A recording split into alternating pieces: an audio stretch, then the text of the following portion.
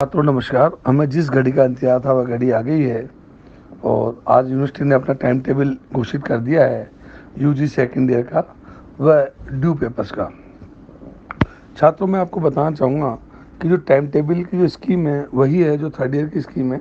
इसका मतलब ये है कि अगर किसी सब्जेक्ट में दो पेपर है, जैसे आर्ट्स में दो पेपर होते हैं फर्स्ट एंड सेकंड, कॉमर्स में दो पेपर होते हैं फर्स्ट एंड सेकंड, और साइंस में प्रत्येक विषय के तीन पेपर होते हैं फर्स्ट सेकंड और थर्ड। तो स्कीम यह है कि फर्स्ट और सेकंड पेपर एक साथ दिए जाएंगे, डेढ़ डेढ़ घंटे का होगा एक पेपर। जैसे हिस्ट्री का पेपर है, हिस्ट्री फर्स्ट 1.5 घंटे का, हिस्ट्री सेकंड 1.5 घंटे का, और टाइमिंग रहेगा आर्ट्स वालों का 2 से 5। कॉमर्स वालों के जैसे ABST फर्स्ट 1.5 घंटे का, ABST सेकंड 1.5 घंटे का, टाइम रहेगा 7 से 10। अगर मैं साइंस की बात करूं तो जूलॉजी फर्स्ट 1.5 घंटे का, जूलॉजी सेकंड 1.5 घंटे का, टाइम रहेगा 7 से 10। अब जूलॉजी थर्ड कब होगा? वो अगले दिन होगा। वो कितने बजे होगा? वह होगा 7 से 8:30। टाइम का विशेष ध्यान रखें।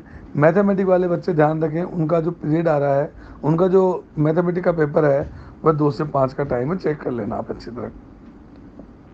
इसका मतलब ये हो गया छात्रों कि हमें क्वेश्चन कितने करने हैं इसकी जानकारी मैं देना चाहूँगा कि 3 क्वेश्चन हमें करने हैं।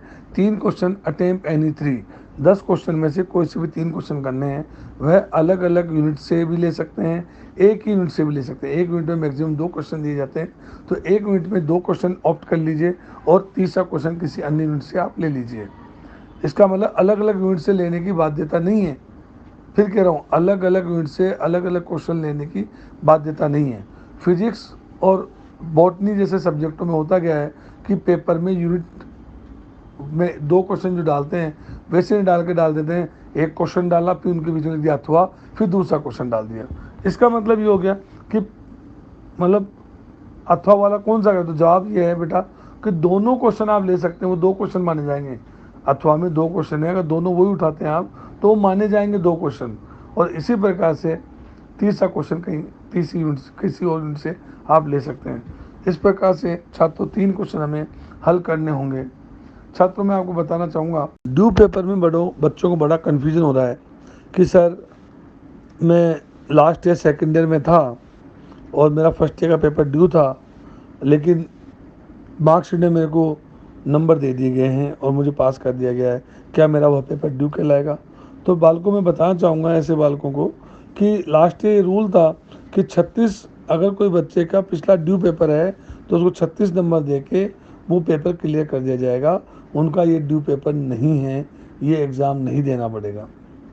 एक क्वेश्चन ये था कुछ बालकों का कि जब फर्स्ट टाइम हमने एक को पेपर भी नहीं दिया, फिर भी हमें तो प्रमोट की मार्कशीट दे दी, तो ड्यू कौन से हैं? फर्स्ट ईयर वाले ड्यू कौन से हैं? बेटा कोई सा भी ड्यू नहीं है, प्रमोट कर दिया ना, सारे विषय क्लियर हो गए, आगे चल गए। तो ये फर्स्ट टाइम फिर ड्यू कौन है? सवाल फर्स्ट टाइम ड्यू है कौन सर? तो ड्यू वो 2017 के बच्चे हैं। 2017 का जो एनरोलमेंट बच्चे का था, उन बच्चों के जो फर्स्ट ईयर के ड्यू रह गए, सेकेंड ईयर के ड्यू रह गए, उनकी बात चल रही है। जैसे मान लो भाई कोरोना से पहले first year second third year थे, अब उन्होंने कोरोना काल में थर्ड ईयर का एग्ज़ाम दिया, पास तो हो गए, लेकिन फर्स्ट ईयर सेकेंड ईयर का पेपर ड्यू था उनका, और वो ड्यू ही रह गया मान लो एग्ज़ाम में भी। तो वो ड्यू वाले बच्चे हैं बेटा। आप बिल्कुल भी कंफ्यूज नहीं हो, आप बिल्कुल भी कंफ्यूज नहीं हो ना।